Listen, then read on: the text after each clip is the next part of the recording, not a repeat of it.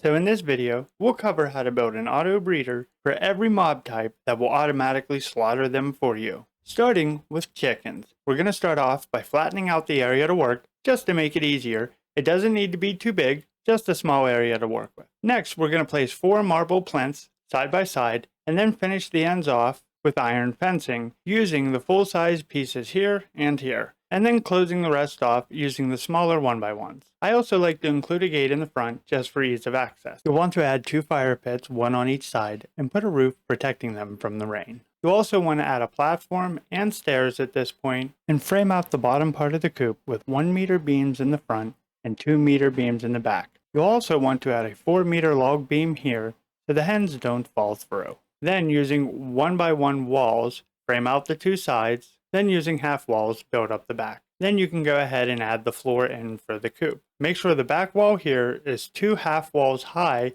so you have something to bounce the eggs off of. You will be deleting these later unless you want to keep them. Next, toss your eggs in and close off the front and put a roof on it. And you might as well place these 2-meter beams in the front and squeeze these 2 in down here.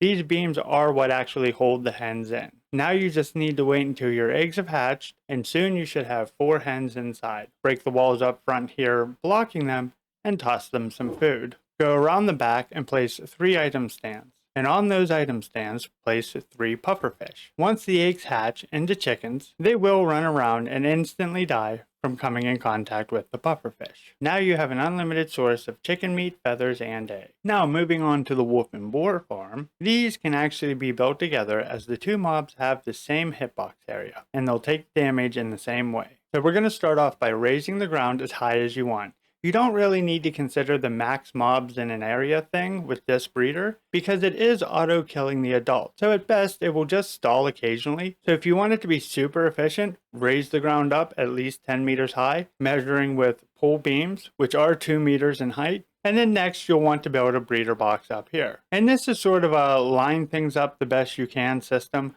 I actually like to use my character's body, and I figured out that if I can't get out, I can't push a wolf or boar in, although that doesn't always prove to be right. You'll mainly want to make sure most of the rear half wall in the rear here is hanging over the edge. This sort of seems to be the key to it. Now add some rear walls. Then you'll need to move your boar into place and then do your best to get the wolves to follow along as well and close each of them off. Now go around back to where the cubs and piggies will come out and build a 1x1 iron gate cage around it. Next we're going to place another 1x1 right here just so we have a stable anchor point for the poison roof. Next you're going to start putting your roof in. Make sure to leave a big enough gap up front here so your little mobs can drop through. Place another anchor point on the other side so it looks more stable. Now you're ready to litter the top with pufferfish. When the little piggies and wolves grow up into adults, they will wander into the pufferfish and die almost instantly. Enjoy the endless loot. Lastly, we'll look at the Lox farm. Now the Lox farm is almost identical to the other farms in that you need to build a breeder box pretty much in the same way as for the boar and the wolves, just bigger. You also need to build a bigger cage around the Lox to keep them in place